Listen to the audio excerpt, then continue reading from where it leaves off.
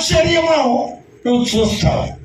యేసుప్రభు వారు సమాజ మందిరంలో ఆయన మాట్లాడుతూ ఉండగా, ఆయన బోధిస్తూ ఉండగా అందరూ ఉన్నారు. కానీ ఆమె ఒక బలహీనము పడినటువంటి స్త్రీ, దైవము పట్టినటువంటి స్త్రీ, కృంగిపోయినటువంటి స్త్రీ. అటువంటి స్త్రీను ప్రభు చూశాడట. 18 సంవత్సరాలు.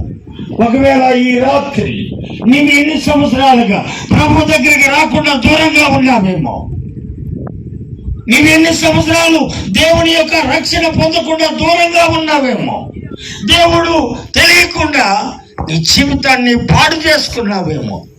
18 సంవత్సరాలు దేవుని యొక్క ఆలయం దగ్గర ఉన్నప్పటికీ దేవుణ్ణి చూసినటువంటి ఆలోచన లేదు.